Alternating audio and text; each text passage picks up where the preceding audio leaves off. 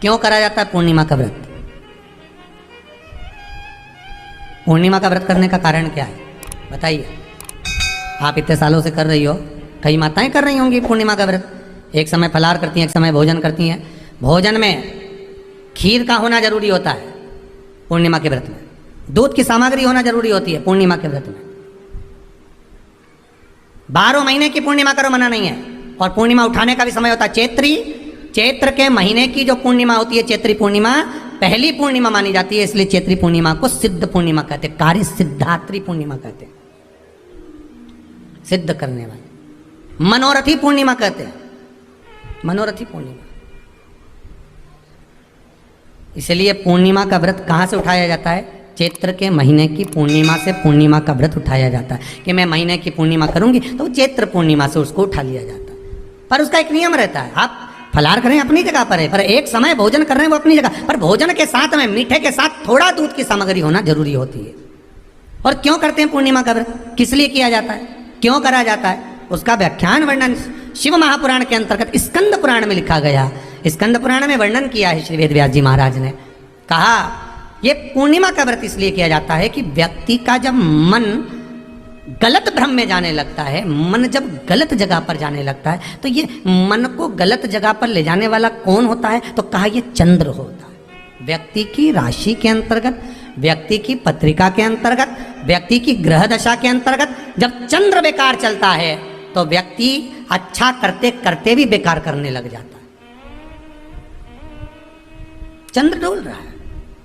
कई माताएं कहती हैं गुरुजी हमारे बेटे को आशीर्वाद दीजिए, बहुत गलत संगत में जा रहा है। मतलब समझ जाना कि चंद्र गड़बड़ जा रहा है। बेटी अगर गलत मार्ग पर जा रही है, बेटी अगर गलत संगत में जा रही है, किसी अन्य व्यक्ति को आकर्षित हो, चंद्र गड़बड़ हो रहा है, उसका चंद्र कहीं जा रहा है। कोई पुरुष, कोई लड़का, कोई गलत मार्ग पर जा रहा है, चंद्र गड़बड़ हो रहा है। घर में जो क्लेश उत्पन्न होता है, घर में जो विवाद उत्पन्न होता है, उस विवाद को रोकने के लिए केवल चंद्र की ही, इसलिए तो पूर्णिमा घर की नारियां हमारे यहाँ हिंदू धर्म में यहाँ तक स्कंद पुराण में कह दिया कि प्रत्येक पूर्णिमा। आप लोग कभी आप लोगों ने सत्यनारायण जी की कथा करवाई है? जितने लोग आस्था चैनल पर कथा सुन रहे हैं, जितने लोग फेसबुक यूट्यूब पर कथा सुन रहे हैं, यूट्यूब पर कथा का श्रवण कर रहे हैं, उनने कभी सत्यनारायण की कथा करवाई होगी? तो उसमें लिखा है हर कार्तिक, हर पूर्णिमा को, हर संक्रांति को ब्राह्मण सत्यनारायण भगवान की कथा या राजा या वैश्य कथा को कराता था, या बढ़िया कथा करा। सुनी कि नहीं सुनी ये बात? सत्यनारायण भगवान की कथा में लिखा है, स्कंद पुराण के अंतर्गत जो सत्यनारायण भगवान की कथा का स्मरण किया उसमें लिखा है प्रत्येक संक्रांति पूर्णिमा को सत्यनारायण की कथा करवाने लगा और ये योनि को प्राप्त हुआ, इस योनि से छूटा, इस योनि में गया। लिखा है, सब कुछ लिखा है। अब उत्ते से समझ जाओ कि पूर्णिमा को सत्यनारायण की कथा करने का बोला है।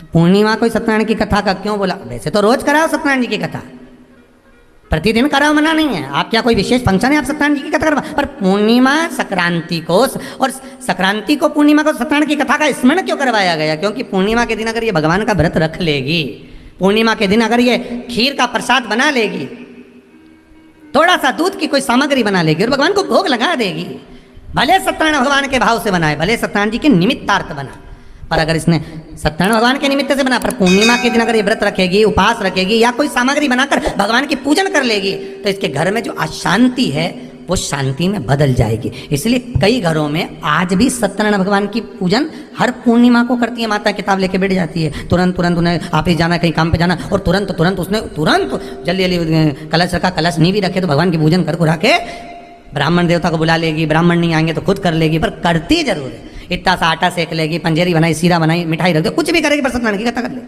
उसका मन लग गया उसमें, मतलब पूर्णिमा को करना है। उसको करने से क्या होता है? शांति रहती है, शीतलता रहती है। जिसके घर में हर महीने की पूर्णिमा को खीर बनती हो, ध्यान दीजिएगा, बहुत सुंदर संवाद चल रहा है, बहुत ध्यान देने वाली बात है। प्रत्येक महीने की पूर्णिमा को जिसके घर में दूध की सामग्री बनती हो, दूध की सामग्री तैयार होती हो, खीर प्रसाद तैयार होता हो, उसके घर में कभी क्लेश नहीं हो सकता, चाहे सास बहू एक दूसरे के सामने वो कहे ना, वो सांप और नेवले की लड़ाई क्यों ना, फिर भी शांति हो जाती है। पर प्रत्येक महीने की पूर्णिमा होना चाहिए। ये नहीं कि तुमने एक महीने की पूर्णिमा पे बना लिया और दूसरे महीने की पूर्णिमा को गायब कर दिया। फिर किसी ने कह दिया आज चूरमा तो बन रहा है, दाल बाटी तो बन रही है चूरमे के साथ में, लड्डू बन रहे हैं, तो काय को खीर बना रही हो, तो तुमने अब वो खीर प्रसाद